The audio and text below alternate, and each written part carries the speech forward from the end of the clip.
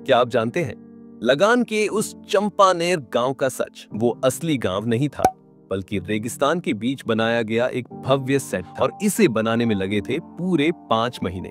लेकिन सवाल यह है कि इस मास्टरपीस को शूट कैसे किया गया, कहां बनाए गए वो ऐतिहासिक सेट, और कलाकारों ने 50 डिग्री की तपती गर्मी में शूटिंग कैसे झेली। इन सारे सीक्रेट्स का खुलासा होगा इस वीडियो में पूरी डिटेल के साथ। अब चलते हैं लगान के उस ऐतिहासिक क्रिकेट ग्राउंड पर, जहां हर शॉट के पीछे छुपी थी पसीने और दर्द की कहानी। यह सीन तो आपको याद ही होगा, जब एक अंग्रेजी मैम भुवन से क्रिकेट के बारे में पूछती है और आमिर खान बड़ी मासूमियत से हिंदी, भोजपुरी, गुजराती और टूटी फूटी अंग्रेजी मिलाकर जवाब देते हैं। एक्शन। और ये फिर घुमाता है, बस दिन भर ही चलता रहता है। गोला फेंक पल्ली घुमा, गोला फेंक पल्ली घुमा। बस एक ही बात समझ में नहीं आती कि बीच में एक मानुस। लेकिन पर्दे पर जितना आसान दिखा, असल में इस सीन को शूट करने में 10 से ज्यादा रीटेक लगे थे। अब देखिए ये सीन जहां भुवन बैटिंग कर रहा है, तेज बॉल सीधा उसके शरीर पर जाकर लगती है। आपको जानकर हैरानी होगी कि इस सीन को शूट करते वक्त आमिर खान कई बार चोटिल हो गए थे। दरअसल यहाँ स्पंज बॉल को तेजी से फेंका जा रहा था ताकि रिएक्शन नेचुरल आए, और एक टेक में आमिर ने ऐसा परफेक्ट रिएक्शन दिया कि डायरेक्टर और पूरी टीम डर गई कि कहीं सच में चोट तो नहीं लग गई। इसके क्लोजअप शॉट्स को बाद में व्हाइट बोर्ड के सामने शूट किया गया था ताकि हर एक्सप्रेशन और इम्पैक्ट को साफ दिखाया जा सके। और अब देखिए लखा का वो सीन जहां वो हवा में उड़कर कैच पकड़ता है। आज के टाइम पर यह सीन वीएफएक्स से आसान हो सकता था, लेकिन उस वक्त इसे करना बहुत ही मुश्किल था। इसके लिए यशपाल शर्मा को एक रबर के जंपिंग प्लेटफॉर्म पर दौड़कर कूदना पड़ता था, जो जमीन में गड्ढा खोदकर सेट किया गया था। इस ट्रिक से वो थोड़ा ज्यादा ऊंचाई तक उछल सकते थे, लेकिन बार बार रीटेक के दौरान चोट लगना भी फिक्स था। और लास्ट में अर्जुन का वो सीन जहां वो मैदान पर आते ही 2 चौके जड़ देता है और पूरा गांव खुशी से झूम उठता है। लेकिन क्या आप जानते हैं, अर्जुन यानी राजेश को असल में क्रिकेट खेलना बिल्कुल नहीं आता था। शूटिंग के दौरान जब पहली बार उन्हें गेंद फेंकी गई, वो पहली ही बॉल पर क्लीन बोल्ड हो गए और पूरी टीम हंसी से लौटपोट हो गई। अब बात करते हैं लगान के उस गांव की, जो असल में कभी था ही नहीं। जी हाँ, जिस चंपानेर गांव को आपने स्क्रीन पर देखा, वह गुजरात के कच्छ जिले में बनाए गए एक विशाल सेट का नतीजा था। फिल्म की लोकेशन को लेकर काफी रिसर्च की गई। डायरेक्टर आशुतोष गोवारिकर और आर्ट डायरेक्टर नितिन देसाई ऐसे इलाके की तलाश में थे जहां बरसों से बारिश न हुई हो और जमीन पूरी तरह बंजर हो। इसके लिए टीम ने कई ग्रामीण इलाकों का दौरा किया। शुरुआत में तय हुआ था कि शूटिंग मध्य प्रदेश के चंबल घाटी में होगी। वहां टेस्ट शूटिंग भी की गई, लेकिन कुछ दिनों में ही समझ आ गया कि यह जगह उनके विजन के मुताबिक नहीं है, और फिर टीम शिफ्ट हुई गुजरात के कच्छ में, जहां की जमीन और माहौल कहानी के साथ पूरी तरह फिट बैठते थे। कच्छ में टीम ने वहां के किसानों से 10 महीने के लिए जमीन किराए पर ली। फिर अगले 5 महीनों तक लगातार काम करके चंपानेर गांव का सेट तैयार किया गया। यहाँ बनाई गई झोपड़ियां बाहर से तो बिल्कुल मिट्टी, घास और खरपतवार से बनी लगती थी, लेकिन अंदर से ये हाईटेक थी। कलाकारों के लिए इन झोपड़ियों में एसी, कूलर और बाकी सुविधाएं दी गई ताकि वो 50 डिग्री सेल्सियस की तपती गर्मी में आराम कर सके। फिर भी कड़े टेम्परेचर फ्लक्चुएशन के कारण कई बार कलाकार और क्रू बीमार पड़ गए थे। फिल्म के कई सीन्स में गांव वालों की भीड़ दिखाने के लिए भुज के स्थानीय लोगों को बतौर आर्टिस्ट कास्ट किया गया। उन्हें रोजाना खाना, पानी और मेहनताना के तौर पर 50 रुपये दिए जाते थे। क्लाइमेक्स वाले सीन के लिए प्रोडक्शन डिजाइनर ने 10,000 से ज्यादा लोगों के लिए पगड़ी, कुर्ता, धोती और चप्पल तैयार करवाए। वजह यह थी कि उस दौर के ब्रिटिश राज का रियल फील लाना था, और वहां के गांव वाले शूटिंग देखने भी आ जाते थे जिनके कपड़े उस पीरियड से मैच नहीं करते थे। भुज में शूटिंग के दौरान मुंबई से लगभग 300 कलाकार और क्रू मेंबर्स आए थे। शूटिंग का शेड्यूल 6 महीने का था, इसलिए सबको ठहराने के लिए प्रॉपर जगह चाहिए थी।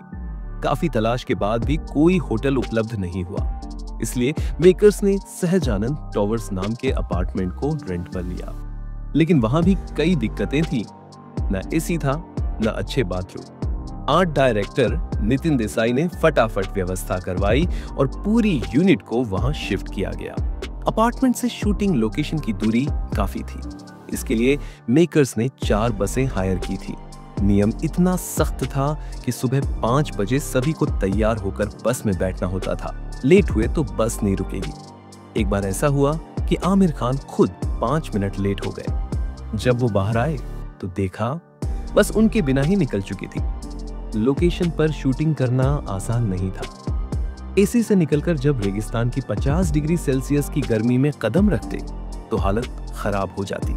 लेकिन जैसे ही शूटिंग खत्म होती, कलाकार भागकर उन हाईटेक झोपड़ियों में आराम करने चले जाते थे। अब बात करते हैं लगान के उस क्लाइमेक्स की, जिसने हर दर्शक को सिनेमा हॉल में खड़ा होने पर मजबूर कर दिया था। क्लाइमेक्स में गांव वालों की खुशी, उनका जोश और सेलिब्रेशन, यह सब इस सीन की जान थे। डायरेक्टर आशुतोष गोवारिकर और आमिर खान जानते थे कि अगर यहां पब्लिक का इमोशन असली नहीं लगेगा तो स्क्रीन पर भी वो जादू नहीं आएगा। शूटिंग के दौरान आमिर खान खुद घोड़े पर बैठकर भीड़ को मोटिवेट कर रहे थे। उन्होंने लोगों को समझाया कि एक्शन सुनते ही मैदान के बीच में आकर उन्हें पूरे दिल से नाचना है। लेकिन पहली बार में जो रिएक्शन आया वो काफी फीका था। आमिर जिस जेन्युइन एक्साइटमेंट की तलाश में थे वो उन्हें नहीं मिला था। आमिर ने सोचा कैसे पब्लिक को असली जोश दिलाया जाए, और फिर उन्हें आइडिया आया। उन्होंने अपनी ही ब्लॉकबस्टर फिल्म गुलाम का सुपरहिट गाना गाना शुरू कर दिया।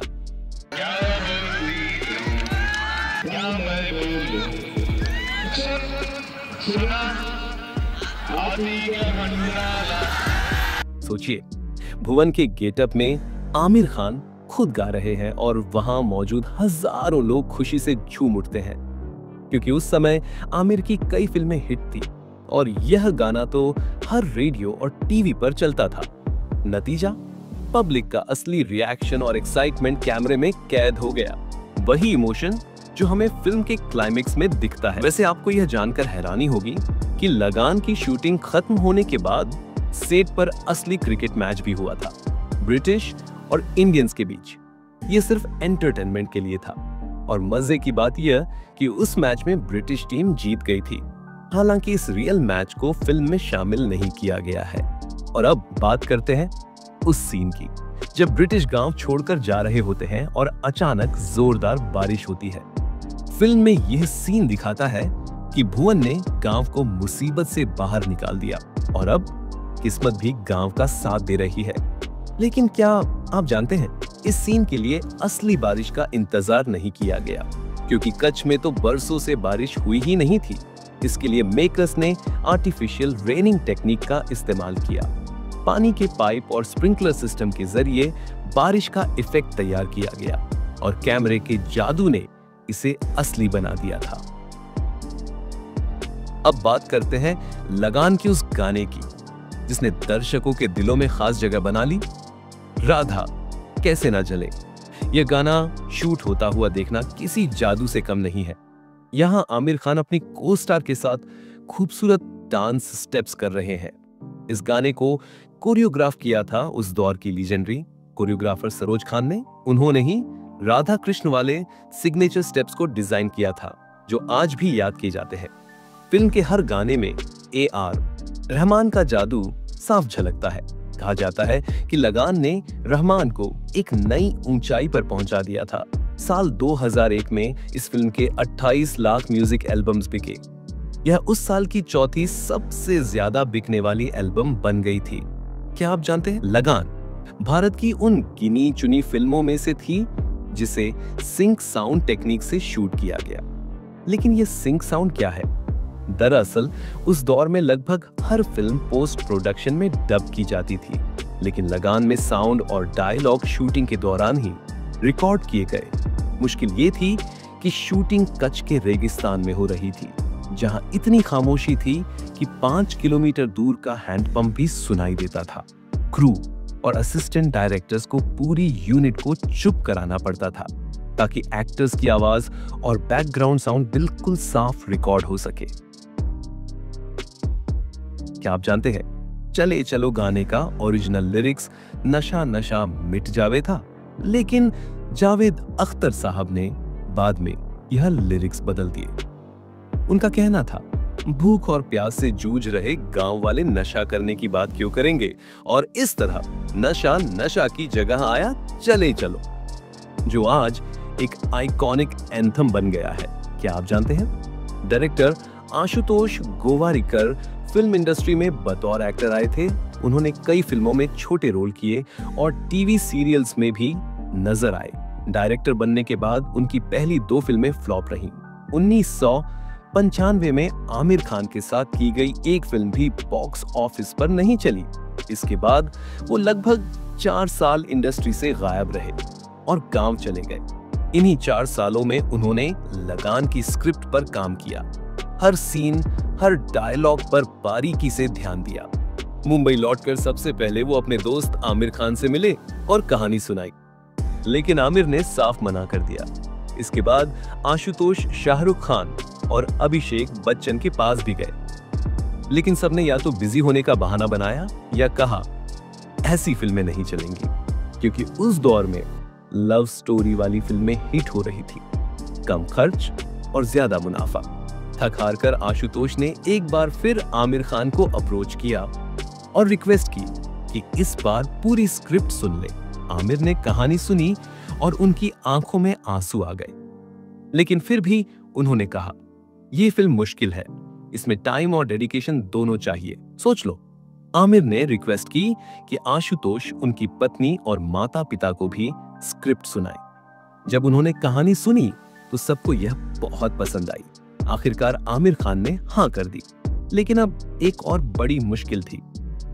कोई भी प्रोड्यूसर इस तरह की अतरंगी फिल्म में पैसा लगाने को तैयार नहीं था, इसलिए आमिर खान ने खुद की प्रोडक्शन कंपनी शुरू की, आमिर खान प्रोडक्शंस।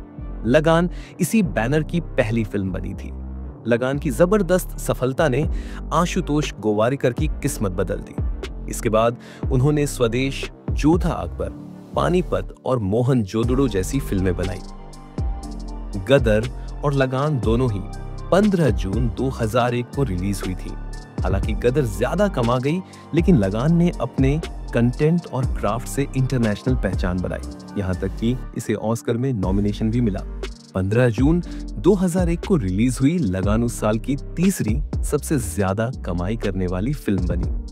पहले नंबर पर थी गदर, एक प्रेम कथा, दूसरे पर कभी खुशी कभी गम और तीसरे पर आमिर खान की लगान। लेकिन अवार्ड्स की बात करें तो लगान ने बेस्ट फिल्म, बेस्ट डायरेक्टर और बेस्ट एक्टर जैसे कई अवार्ड्स अपने नाम किए। लगान सिर्फ एक फिल्म नहीं, बल्कि एक ऐसा सफर था जिसमें बॉलीवुड और हॉलीवुड का संगम हुआ। लगान उस दौर की पहली ऐसी भारतीय फिल्म थी जिसमें कई इंटरनेशनल एक्टर्स ने भी काम किया। याद है ना, एलिजाबेथ और कैप्टन एंड्रयू का किरदार। कैप्टन एंड्रयू असल में ब्रिटिश एक्टर पॉल ब्लैकथ्रॉन है। फिल्म की शूटिंग के लिए उन्होंने न सिर्फ हिंदी सीखी, बल्कि ब्रिटिश साम्राज्य की क्रूरता पर लिखी किताबें भी पढ़ी। इन किताबों को पढ़ने के बाद पॉल खुद अपने अतीत के बारे में जानकर दुखी हो गए। उन्होंने कहा, हमें कभी एहसास ही नहीं हुआ कि हमारे पूर्वजों ने भारतीयों के साथ कितना जुल्म किया था। और यहीं सेट पर एक और दिलचस्प कहानी भी हुई। ब्रिटिश एक्टर्स जेमी और कैटकिन को भारत का कल्चर इतना पसंद आया कि उन्होंने शूटिंग के दौरान हिंदू रीति रिवाजों से शादी कर ली। इस शादी में खुद आमिर खान और रीना दत्ता शामिल हुए और आमिर ने कन्यादान भी किया। जहां फिल्म शूट हो रही थी, वहां पिछले 5 सालों से बारिश नहीं हुई थी, लेकिन शूटिंग खत्म होने के अगले ही हफ्ते जोरदार बारिश हुई। मीडिया ने हेडलाइन बनाई, लगान की टीम ने भुज में बारिश करवाई। लेकिन 6 महीने बाद 26 जनवरी 2001 को एक भयंकर भूकंप ने पूरे इलाके को हिला दिया। सैकड़ों लोग मारे गए। जिस सहजानंद अपार्टमेंट में आमिर और पूरी टीम रह रही थी, वो भी बुरी तरह क्षतिग्रस्त हो गया। आमिर खान की प्रोडक्शन टीम ने तुरंत राहत कार्य में मदद की।